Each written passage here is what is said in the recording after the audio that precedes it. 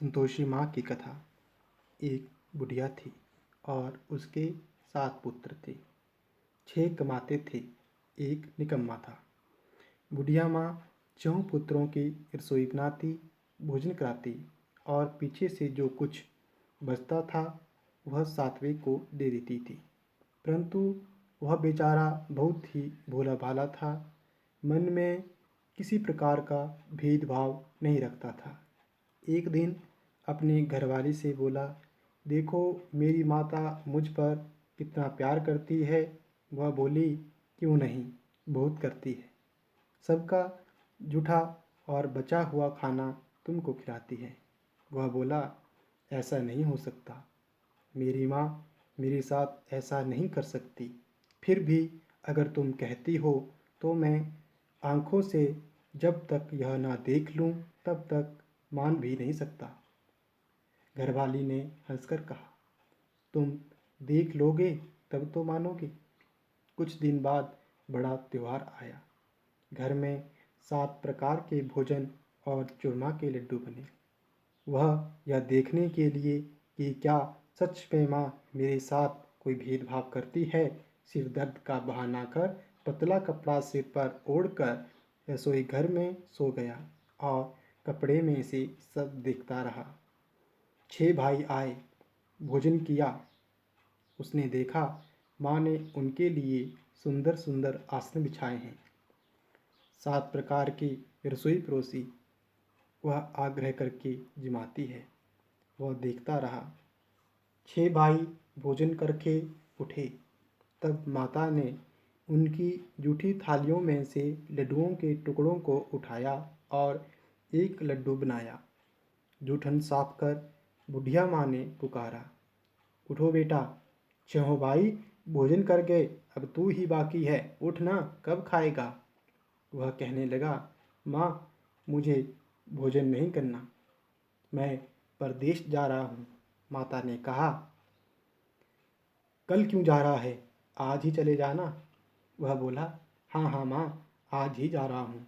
यह कहकर वह घर से निकल गया। चलते समय बहू की याद आई। वह गौशाला में कंडे थाप रही थी। वहीं जाकर उससे बोला, हम जावे प्रदेश को, आवेंगे कुछ काल, तुम रहियो संतोष से, धर्म आपनो पाल। वह बोली, जाओ पिया हमरी सोच हटाए, राम भरोसे हम रहें, ईश्वर तुम्हें सहाय।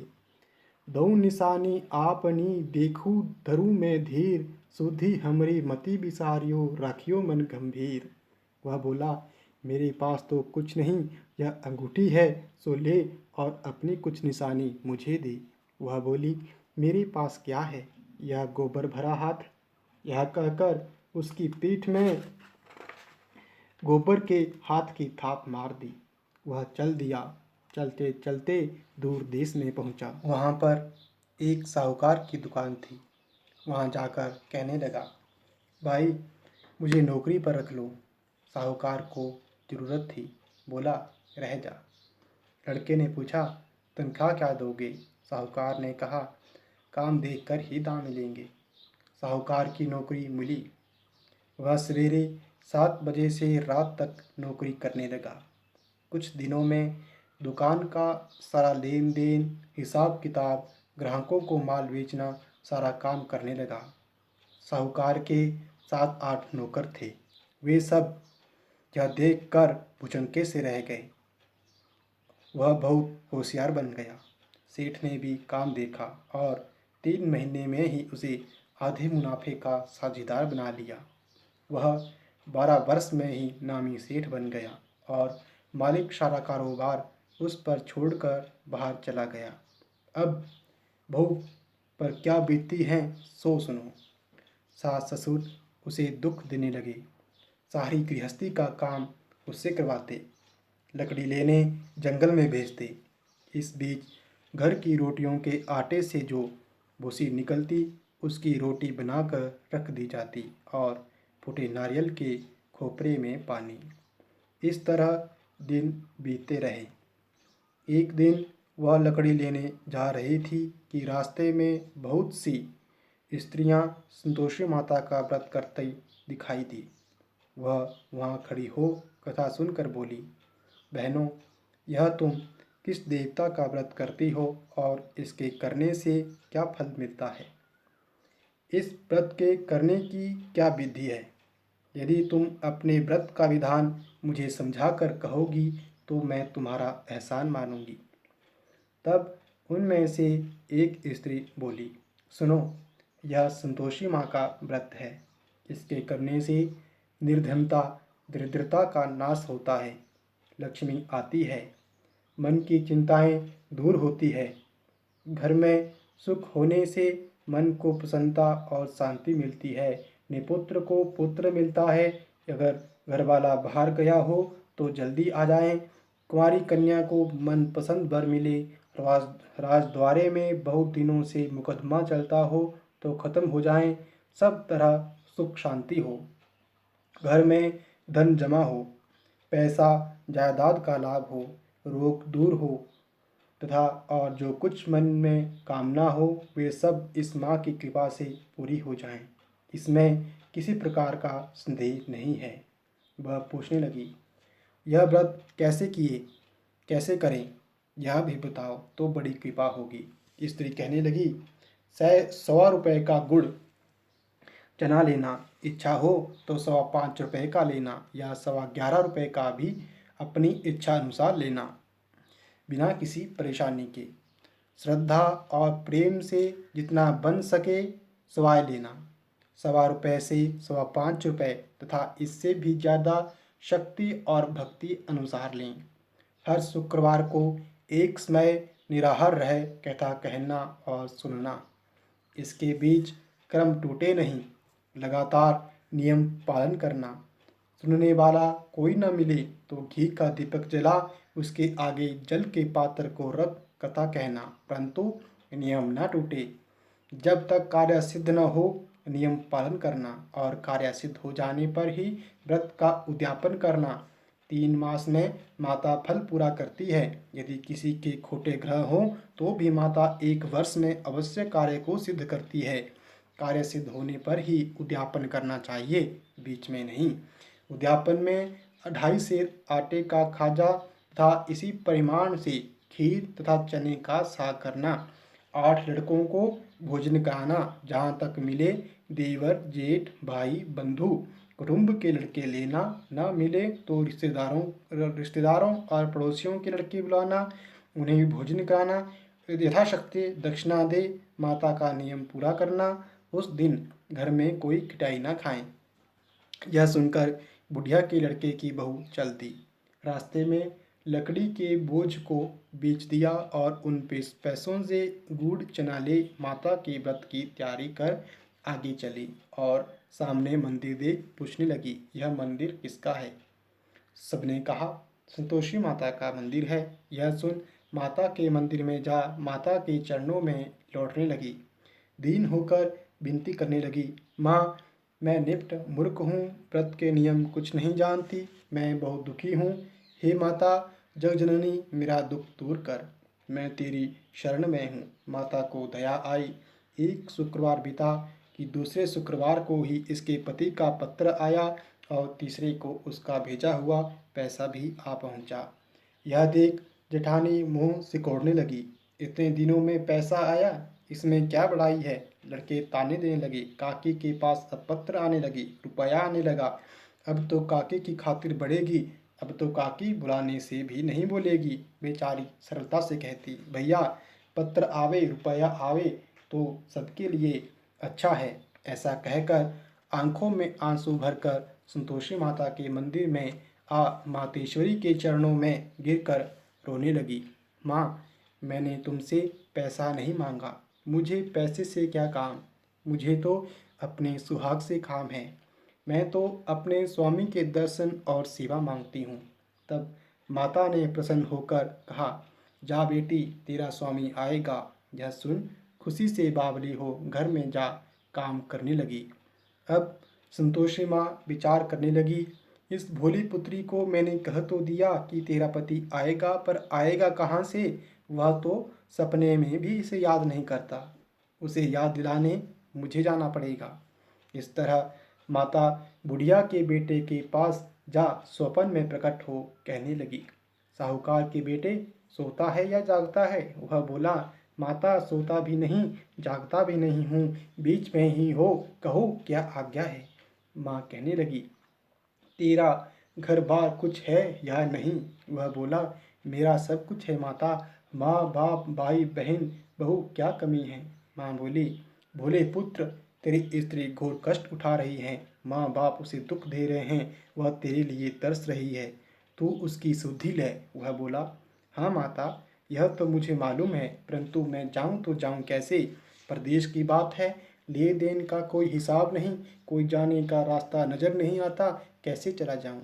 माँ कहने लगी, मेरी बात मान, सवेरे नहा धोकर संतोषी माता का नाम ले, घर का दीपक जला दंडवत कर दुकान पर जा बैठना, देखते देखते तेरा लेन देन सब चूक जाएगा, जमा माल बिक जाएगा, सांझ होते होते धन का ढेर लग जाएगा।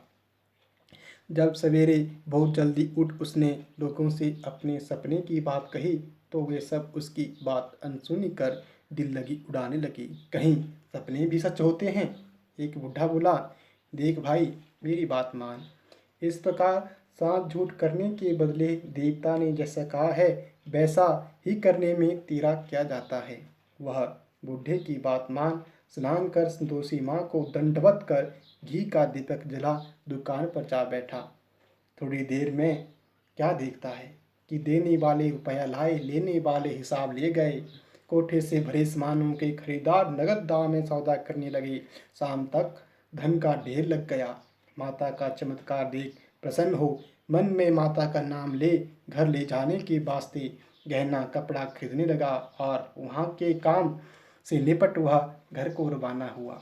वहाँ बहू बेचारी जंगल में लकड़ी लेने जाती है।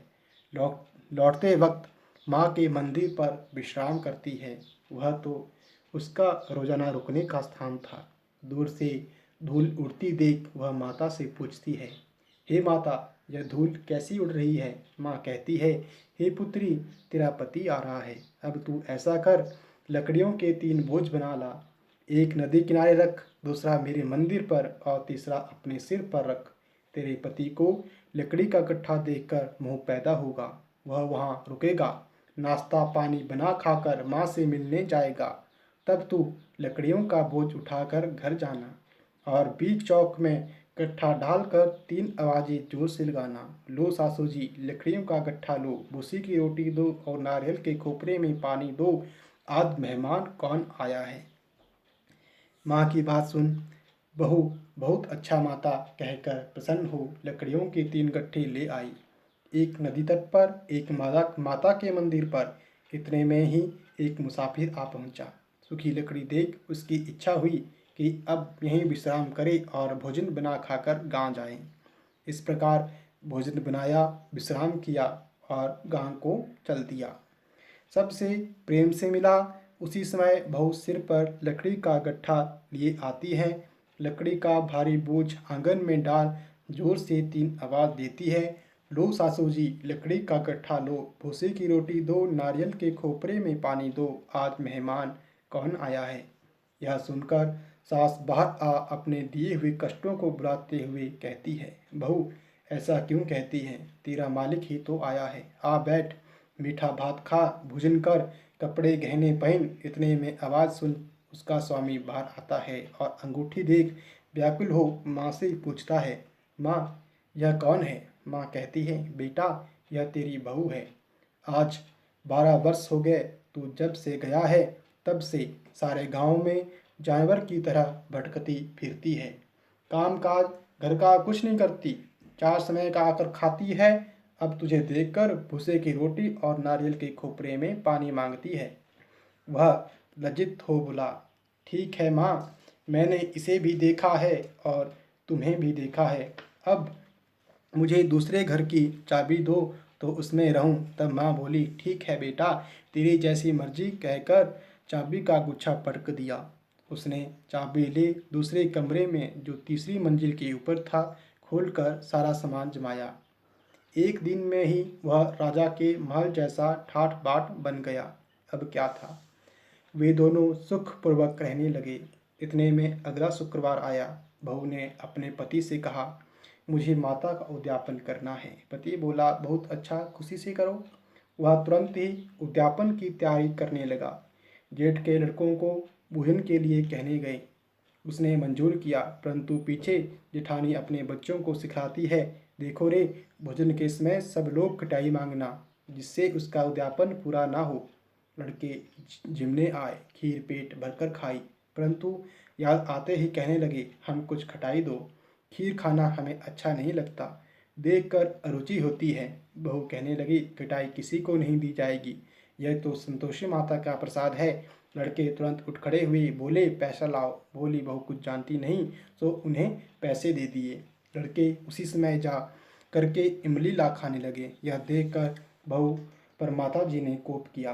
राजा के दूत उसके पति को पकड़कर ले गए। जेठ जेठानी मनमाने खोटे वचन कहने लगे। लूट लूट कर धन इकट्ठा कर लाया था, सो राजा के दूत पकड़ कर ले गए। अब सब मालूम पड़ जाएगा जब जेल की हवा खाएगा। बहू से यह वचन सहन नहीं हुए। रोती रोती माता के मंदिर में गई। हे माता, तुमने यह क्या कहा? हंसाकर अब क्यों रुलाने लगी? माता बोली, पुत्री, तूने उद्यापन करके मेरा व्रत भंग किया है। इतनी जल्दी सब बातें भुला दी। वह कहने लगी, माता, भूली तो ना हूँ, ना कुछ अपराध किया है, मुझे तो लड़कों ने भूल में डाल दिया, मैंने भूल से उन्हें पैसे दे दिए, मुझे क्षमा कर दो माँ। माँ बोली, ऐसा भी कहीं भूल होती है? वह बोली, माँ मुझे माफ़ कर दो, मैं फिर तुम्हारा उद्यापन करूँगी। माँ बोली, अब भूल मत करना। वह बोली, अब ना होगी। माँ, अब बतलाओ वह कैसे आवेंगे? माँ बोली, जा पुत्री, तेरा पति तुझे रास्ते में ही आता मिलेगा। वह घर को चली, राह में पति आता मिला। उसने पूछा, तुम कहाँ गए थे? तब वह कहने लगा, इतना धन कमाया है, उसका टैक्स राजा ने मांगा था, वह भरने गया था। वह प्रसन्न हो बोला। वह बोली, भला हुआ, अब घर चलो। कुछ दिन बाद फिर शुक्रवार आया। वह बोली, मुझे माता का उद्यापन करना है। पति ने कहा, करो। वह फिर जेठ के लड़कों से भोजन को कहने गई। जेठानी ने तो एक दो बातें सुनाई और लड़कों को सिखा दिया कि तुम पहले ही खिटाई मांगना। लड़के कहने लगे, हमें खीर खाना नहीं भाता, जी बिगड़ता है, कुछ खटाई खाने को देना।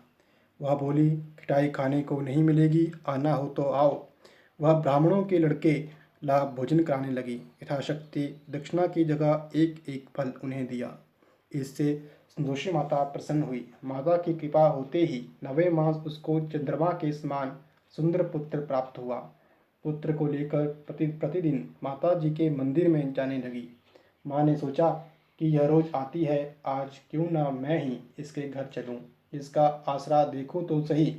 यह विचार कर माता ने भयानक रूप बनाया। गुड़ और चने से सना मुख, ऊपर सूंड के समान होंठ, उस पर मक्खियाँ भिन भिना रही थी। दहलीज में पांव रखते ही उसकी सास चिल्लाई, देखो रे, कोई चुड़ैल डायन चली आ रही है, लड़कों इसे भगाओ, नहीं तो किसी को खा जाएगी। लड़के डरने लगे और चिल्लाकर खिड़की बंद करने लगे। बहू रोशनदान में से देख रही थी।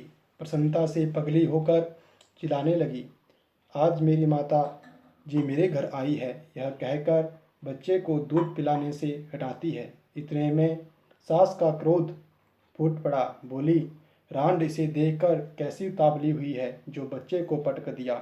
इतने में माँ के प्रताप से जहाँ देखो वहीं लड़के ही लड़के नजर आने लगे। वह बोली, माँ जी, मैं जिनका व्रत करती हूँ यह वही संतोषी माता है। इतना कह झट से सारे घर के किवाड़ खोल देती है। सब ने माता के चरण पकड़ लिए और विनती कर कहने लगे, हे माता, हम मूर्ख है, अज्ञानी है, पापी है, तुम्हारे व्रत की विधि हम नहीं जानते, तुम्हारा व्रत भंग कर हमने बहुत बड़ा अपराध किया है। हे माता, आप हमारा अपराध क्षमा करो। इस प्रकार माता प्रसन्न हुई। माता ने बहू को जैसा फल दिया वैसा सबको दे, जो पड़े उसका मनोरथ पूर्ण हो। बोलो संतोषी माता की जय।